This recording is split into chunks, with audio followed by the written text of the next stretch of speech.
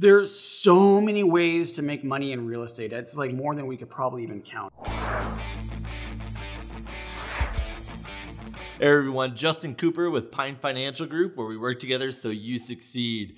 If you like the content we're putting out, go ahead and like and subscribe. Today, I'm here with Kevin Amolsch, founder and president of Pine Financial Group. And we want to talk about something that we get asked all the time and we see all over the internet.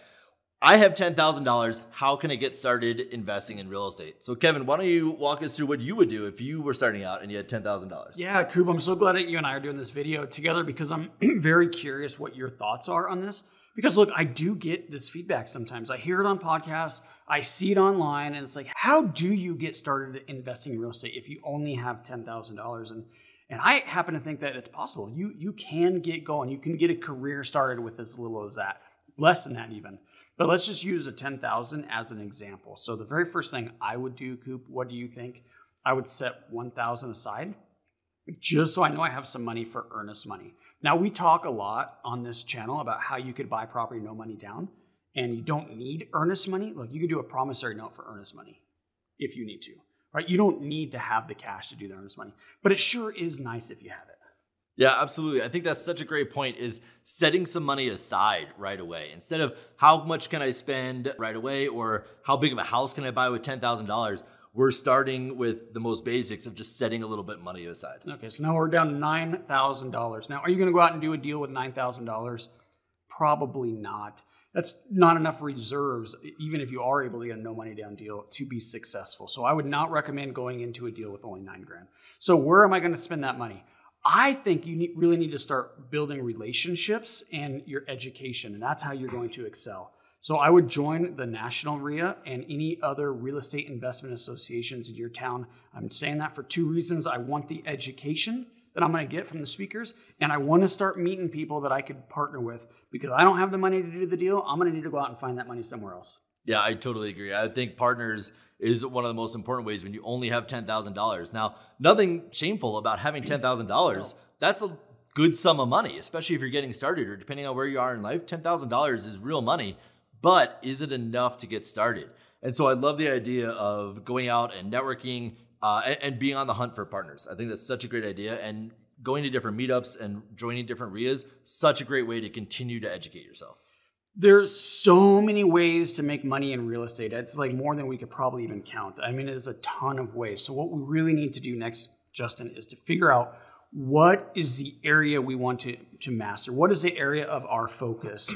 And the only way I know to do that is just to start reading books. So I would start purchasing real estate books that have very specific topics and trying to learn those strategies, see which one resonates with me so I can know where to put my focus.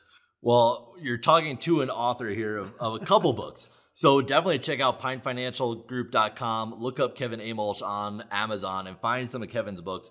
Great books on those topics to help you figure out how to get started with little to no money down. But what we're talking about here is, for Kevin and for most authors, is you're taking a lifetime of experience and putting it into 200 pages that you can buy for $20. A lifetime of experience for only $20. It's an incredible value. Yeah. So once we figure out the strategy, maybe it's fixing and flipping. We want to be very good at that. So you want to know someone like Pine Financial that could provide some funding for you. Someone like Pine Financial that can introduce you to other people and that can help you. We do networking meetings and things as well. So that would be a good place to start if the fixing and flipping is the strategy. But wherever the strategy ends up or wherever you land on, you really got to start learning it really, really well. So I would say with the rest of the money, I would go out there and find some type of coach or mentor or mastermind group that can help me in my specific niche. Yeah, absolutely. Not all mentors have to be paid mentorship, but those that are not paid, you're really putting in a lot of time and effort trying to find these people. And that's where all this networking can come back to you. I 100% agree though. When you're paying for education, what you're doing is you're saving time. Right? If you want to just read books and continue to network and go to the RIAs, that's going to take a lot of time for you to become an expert, or you could put out some money and really compress that time. So it depends on your timeline and your goals and how fast you want to achieve them. But I think taking some of that money and compressing the time by paying for a mentor to really hold your hand through it is a great idea. Yeah, and what if you only had the 5,000? We said we could get started with less than 10, right? What if you only had the 5? Well, you don't need to pay for mentorship. That was a great point, Justin. But what if I partner? Would you mentor me if we partnered on a deal together? I know you do some coaching on the side there. So there are people out there that will help you for a little piece of your deal where you don't need any money to get that mentorship. Yeah, such a great point. And that goes back to the networking, joining the RIAs, going to the meetups, right? Put in the time and effort. And when you're doing those things, how can you add value to them so that they will want to reciprocate and add value to you?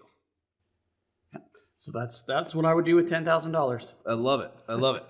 If you have any other questions, if there's anything we can do to help you with, if you want to start growing your team as you're getting started, Pine Financial would be honored to be part of that team as hard money lenders. So if you're looking for that or really any other help and advice, you can reach out to us anytime at pinefinancialgroup.com.